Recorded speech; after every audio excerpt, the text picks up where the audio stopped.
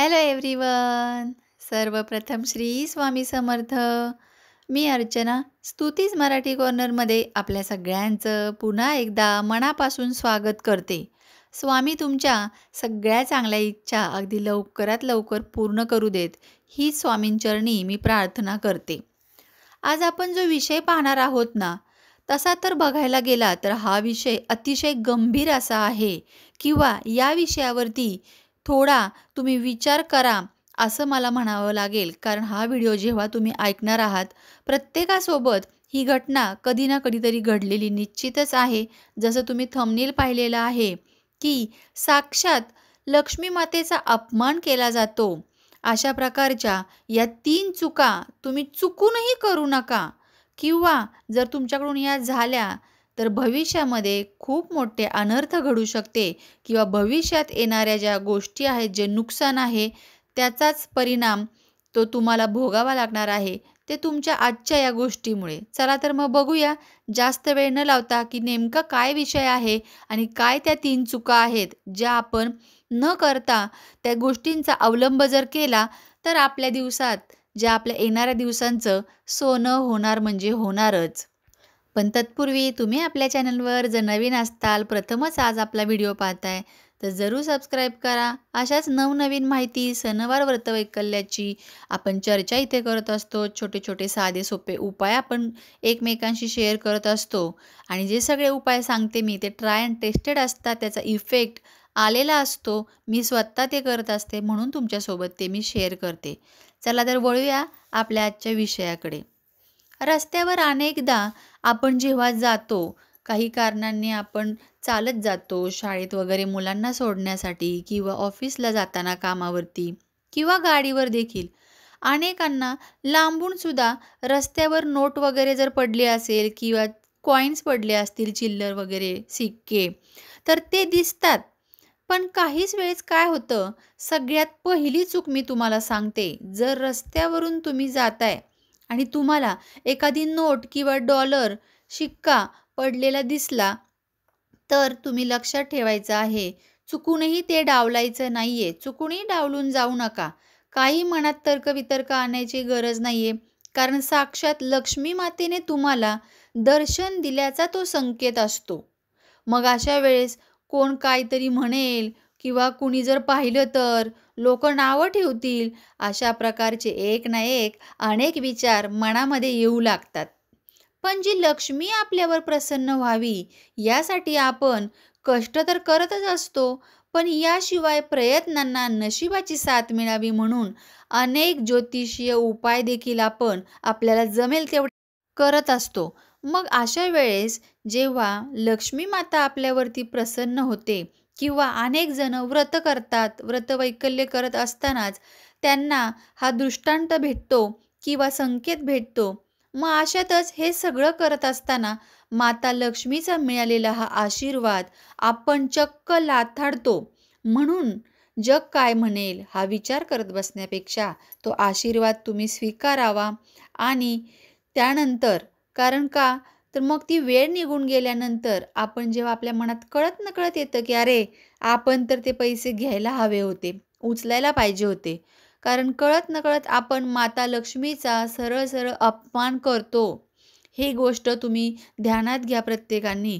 कारण ही खूप मोठी गोष्ट आहे. वाटते एकदम क्षुल्लक गोष्ट, पण याचा परिणाम आपल्या जीवनावर नक्कीच दिसून येतो. दुसरी महत्त्वाची चूक जी आपण करतो, तर ती आपण बघूया. जर सकाळी-सकाळी कामावर जाताना तुम्हाला जर अशी नोट वगैरे किंवा मग कॉइन्स तुम्हाला दिसला, तर तुम्ही तुमच्या कामकाजाच्या ठिकाणी हा जपून ठेवायचा आहे. बिझनेस असतो अनेकांचे छोटे-मोठे किंवा तुम्ही चांगल्या कंपनीमध्ये वगैरे जॉब करत असताल, तर अशा वेळेस तुम्ही काय करायचं आहे, तुमच्या बिझनेसच्या वगैरे ठिकाणी एका फ्रेममध्ये ती नोट सरळ तुम्ही लॅमिनेशन करून घ्यायची किंवा फ्रेममध्ये डायरेक्ट फ्रेम पॅक करून घ्यायची.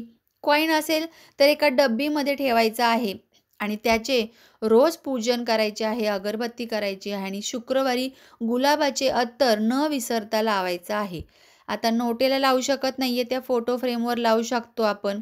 जर शिक्का असेल, कॉईन असेल तर तो त्याला आपण लावू शकतो. ह्यामुळे काय होणार आहे, नक्की काय होणार आहे यामुळे? तर लक्ष्मी माता अधिकच खुश होणार आहे. साहजिक आहे. सदैव तुमच्यावर प्रसन्न राहणार आहे दुसरी गोष्ट म्हणजे. कारण जेव्हा-जेव्हा तुम्हाला अशी नोट किंवा अशी नाणे मिळते, तर तो एक संकेत असतो, की आता तुमचे दिवस पालटणार. तुमचे खूप चांगले दिवस येणार. आता तुमच्या ज्या जीवनामध्ये गरिबी होती ती नष्ट होणार आणि तुमच्या मनासारखा पैसा तुमच्याकडे येणार.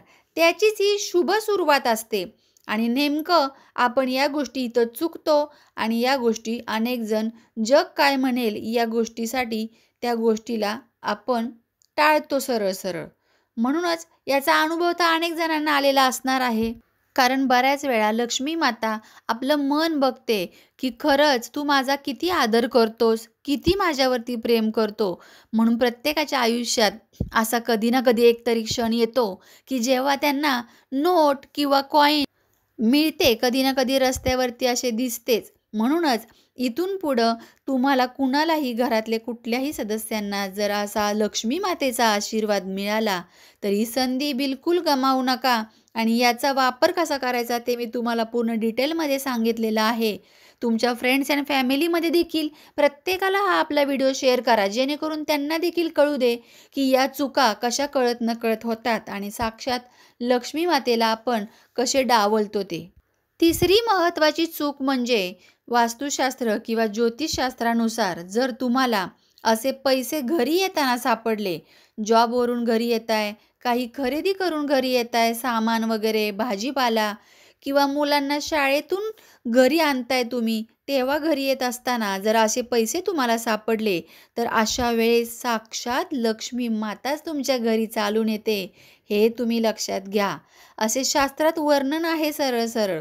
म्हणूनच हे पैसे तुम्ही तुमच्या तिजोरीत किंवा पॉकेटमध्ये जिथे तुम्ही पैसे साठवता त्या ठिकाणी लाल कापडावर अखंड लाल पिवळे तांदूळ घेऊन 2 लवंग, 2 विलायची आणि 1 भीमसेनी कापराचा तुकडा हे सगळे एकत्र ठेवायचं व दर शुक्रवारी धूपदीप ओवाळायचं. गुलाबाचे अत्तर शिंपडायचं तिथे आणि जर पाकिटात ठेवताय तर एका झिपलॉक बॅगेमध्ये हे सगळं व्यवस्थित ठेवायचं. नेहमी त्याला वरचेवर पाहायचं. गुलाबाचं अत्तर वगैरे दर शुक्रवारी लावायचं. नोटा साठवलेल्या असतील तुम्ही, तर नोटांना देखील अत्तर तुम्ही लावायचं आहे. कारण या सगळ्या गोष्टींमुळे तुमच्या होणाऱ्या चुका तर तुम्ही टाळल्या, पण यासोबत लक्ष्मी मातेच्या आगमनाने तुम्ही किती आनंदित आहात, हे तुम्ही दरवेळेस स्वतःला आठवण करून देता आणि त्याच व्हायब्रेशनमध्ये तुम्ही राहता. म्हणूनच सदैव माता लक्ष्मी तुमच्यासोबत राहते. चला तर मग पुन्हा भेटूया अशाच नवीन माहितीसोबत. तुम्हाला आजचा विषय आवडला अगदी मनापासून तर खरंच लाईक करा आणि बऱ्याच जणांना आपल्या सगळ्या फ्रेंड्स अँड फॅमिलीमध्ये शेअर करायला विसरू नका. चला तर मग पुन्हा भेटूया नवीन माहितीसोबत. तोपर्यंत सर्वांना श्री स्वामी समर्थ.